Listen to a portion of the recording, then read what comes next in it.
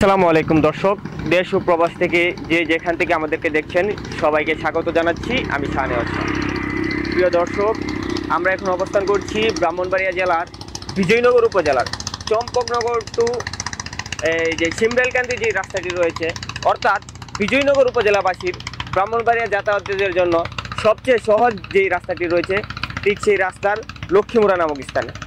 প্রিয় দর্শক, এই রাস্তাটি কিন্তু এক যুগ ধরে কিন্তু এটার কাজ চলমান রয়েছে এবং এই কাজ কিন্তু এখনো চলমান ধীর গতিতে কিন্তু চলছে এবং এখানকার যে যাত্রীরা রয়েছেন এবং এখানকার যে চালকরা রয়েছেন তারা কিন্তু চরম দুর্ভোগের মধ্যে রয়েছেন। প্রিয় দর্শক, বিজয়নগর উপজেলার 10টি ইউনিয়নের প্রায় সবাই কিন্তু বিভিন্ন প্রয়োজনের তাগিদে কিন্তু তাদের প্রতিদিনই ব্রাহ্মণবাড়িয়া সদরে যেতে হয়।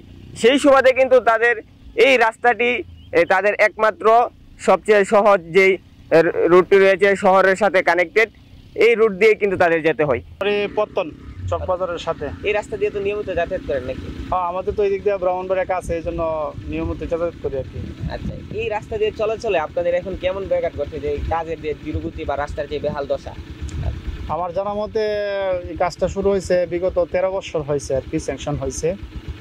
তো এই 11 কিলোমিটার রাস্তা 13 বছর লাগছে, মানে 1 কিলোমিটারও বিগত সরকারে করতে পারে নাই, 1 বছর 1 কিলোমিটার। তো এখন যে পরিস্থিতি দেখতেছি, ইদানিং কাজ চালু হয়েছে, যদি কাজটা খুব দ্রুত হয়ে যায় তাহলে আমাদের জন্য অনেক ভালো হইব। এই কাজটা এত লং সময় নিয়ে হওয়ার আসলে পিছনে কারণ আছে আপনার কোনো মনে হয়? আমার মনে হয় দুই ধরনের ব্যাঘাত ঘটতেছে বা লং টাইম সময় নিতেছে। একটা হলো রাজনৈতিক প্রভাব, একটা হলো হয়তো বা এখানে কোনো আমলার কোনো হাত আছে, যার কারণে কাজটা ধীরগতিতে হইতেছে আর কি। যে বাইক চালকের সাথে কথা বলছিলাম, তিনি কিন্তু আমাদেরকে জানিয়েছেন এই রাস্তার এমন বেহাল দশা, যার কারণে কিন্তু একবার যদি এই রাস্তা দিয়ে কেউ যাতায়াত করে কিন্তু তার আবার যাওয়ার ইচ্ছে জাগে না। তারপরেও প্রয়োজনের তাগিদে তার কিন্তু এই রাস্তা ব্যবহার করতে হচ্ছে, এই রাস্তা দিয়ে যাতায়াত করতে হচ্ছে। গাড়ি চালাতে গিয়ে রাস্তার যে অবস্থা, আপনাদের কি সমস্যা হয়? এই তো সমস্যা, তো মনে করেন যাত্রীরও সমস্যা, আমাদেরও সমস্যা, গাড়িরও সমস্যা। এই রাস্তাটা তো অনেকদিন যাবত এভাবে অবস্থার মধ্যে রাখছে, বুঝছেন। কিন্তু রাস্তাটা তো আর কেউ এটা নিয়ে কোনো কিছু করে নাই। কন্ট্রাক্টরও মানে মধ্যে শুনছি জেলায় আছে, তো এখন আবার নতুন কন্ট্রাক্টর কাছে নেওয়া হয়েছে। যদি অত দ্রুত কাজ হয় আর কি, তো আমাদের সবারই ব্যবস্থা মানে একটু ভালো হবে আর কি।